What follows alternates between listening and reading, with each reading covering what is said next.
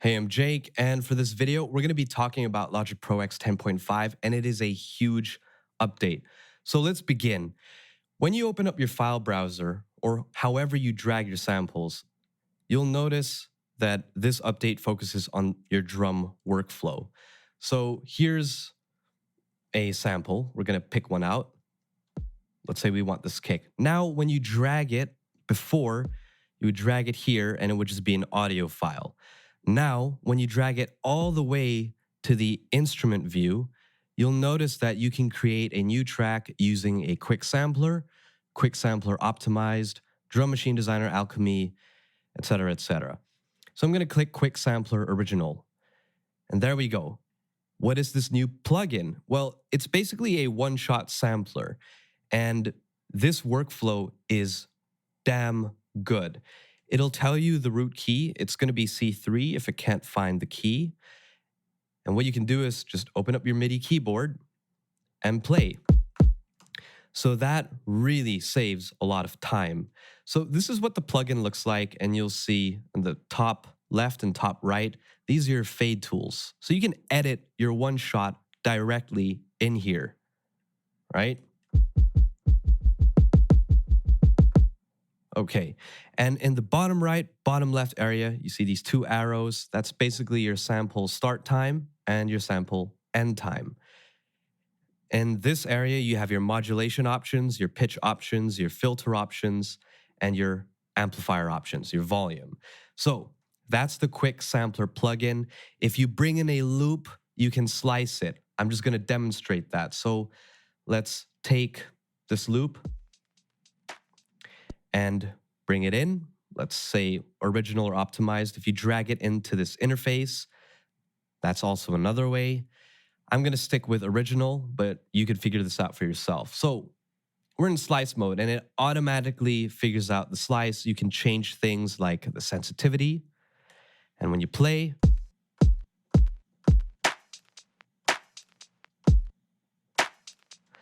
there you go. Now it starts, it acts like a machine jam.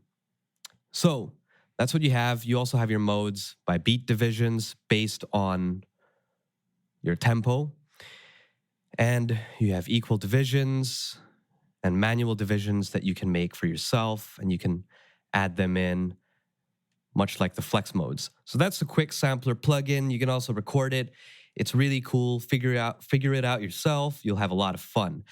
The next plugin I want to talk about is the Drum Machine Designer.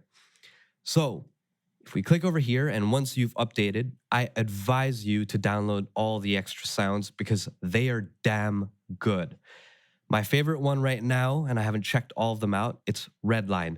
You'll notice for you guys who use GarageBand iOS that this sounds very familiar because it is. They're basically merging the features from GarageBand iOS with Logic Pro X. So this is what we have, and it looks pretty familiar. You'll see an interface change. It looks pretty nice, but when you click the cell and you click Q Sampler Main, you'll notice something. You have the Quick Sampler right in here, and you'll notice that it tells you the root key. So this kick,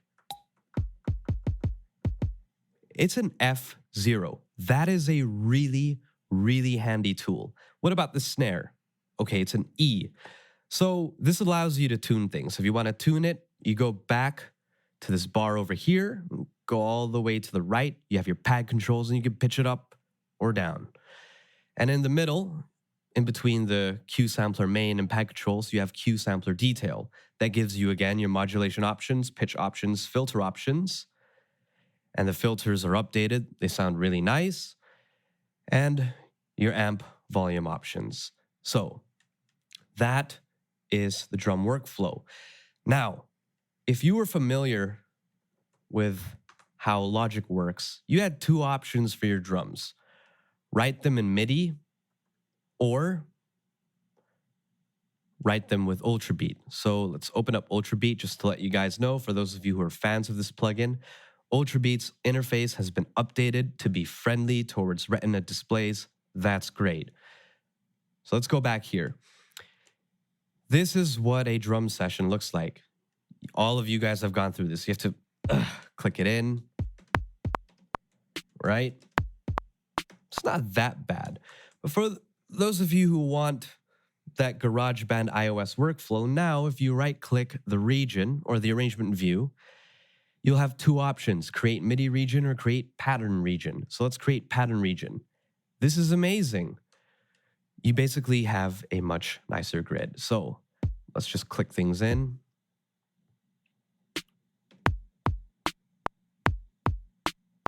It's a lot more pleasant, a lot easier to work with. The cells are bigger. It just works. So to the top right, you have 16 steps. You can increase it to 24 steps. And that's basically 2 regions with different kinds of workflows or MIDI points. So if you want to change the view of this, if it's getting a bit too complicated for you, you can always just click this guy at the top right. And then you can divide what you see. So if you want to keep the cells big and stay focused, might be something that you like.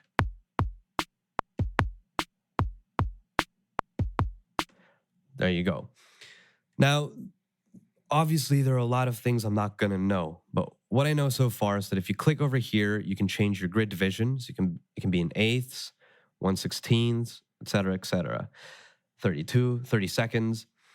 This guy over here shuffles what's played. Really messy. I'm just going to keep it to play back what I wrote.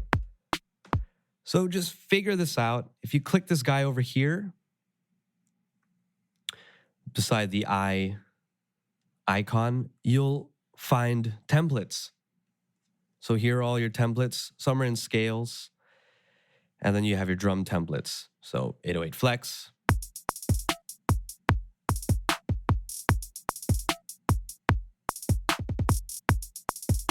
Sounds good? There you go. Now, let's look at another update. The EXS24 no longer exists. Why? Because it's been updated, and this is a godsend. Because the EXS24 had great sounds, but a terrible interface. It is now called the sampler. It's a multi-sample instrument. And this is what it looks like. You'll know that it is the EXS24 because when you go into factory default and you check your sounds, it all has the same sounds as the EXS24. So let's just get a synthesizer, a pad. Let's get this. You'll have these nice filters.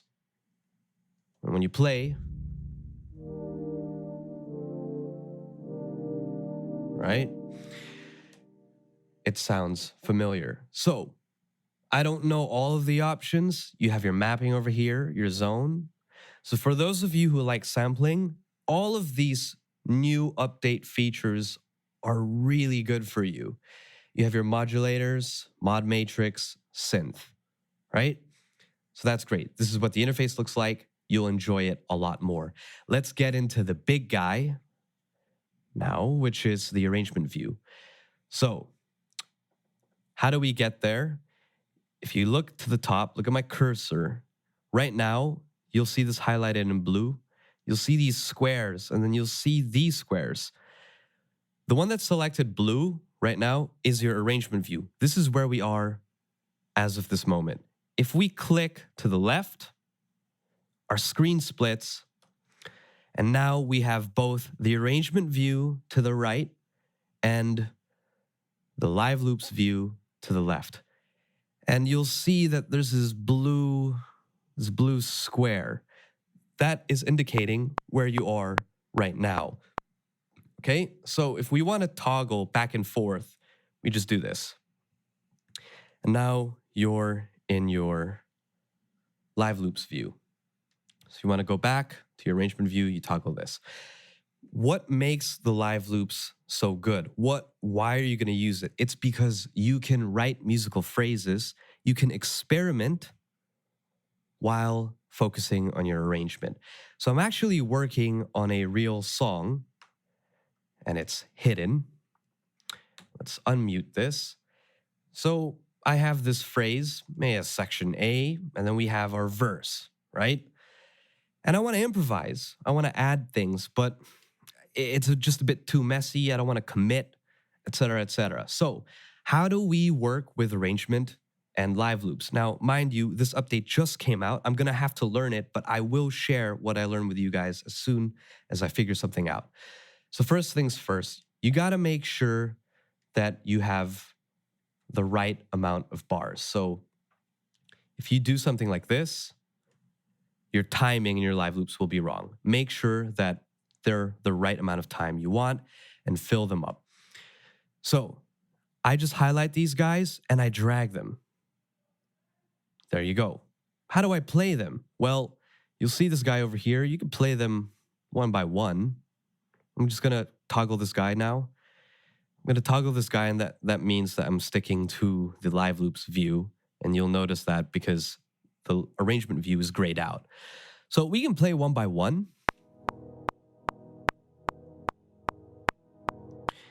We can play two parts. We can play three parts.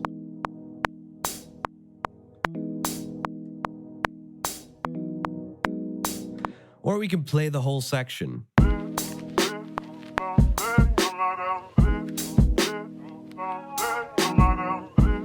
So what you might want to do, typically, I'm going to click this center guy, these two arrows over here in the middle of the arrangement and live loops view.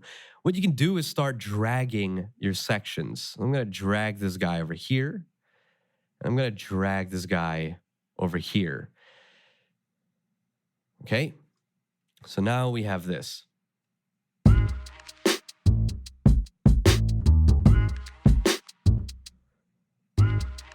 Now, if I want the full view, I don't know why I learned things through shortcuts.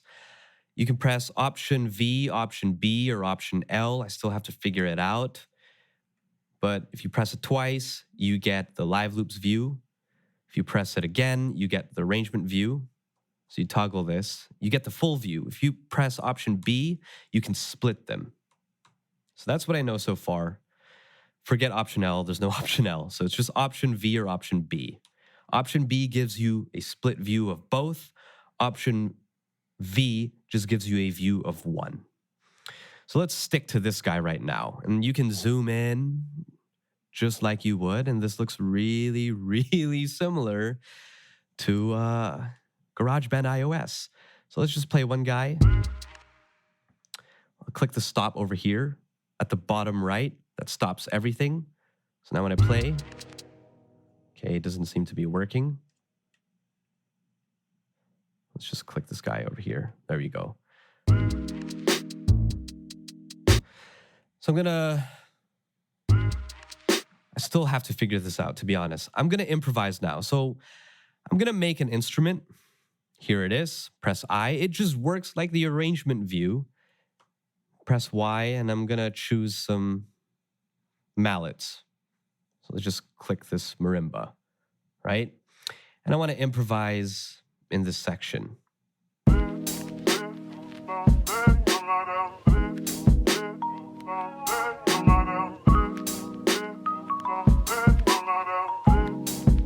So what I can do is, there are too many drums, for example. I can take these guys, copy them like I would in the arrangement, hold Option and just drag them. And here they are. And let's say I just want to delete these guys and improvise something. Whoops. Let's delete this guy. So make sure you click the row. The row at the bottom, 1, 2, 3, 4, 5, will play all the cells corresponding. So that's what it'll be like. So let's try to improvise something.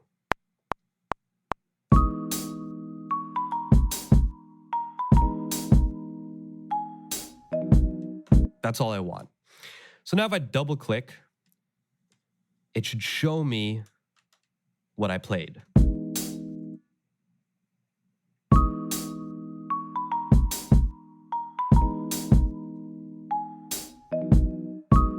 So I'm going to drag this into the second section, and then I'll play it.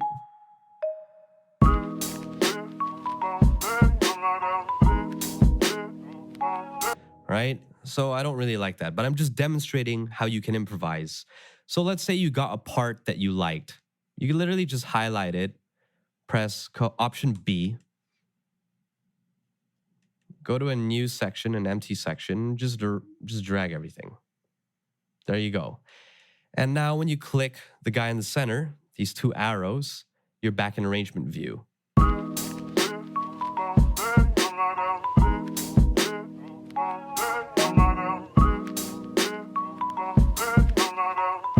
right. So now I want to go into my verse. So I just click and it mutes the arrangement.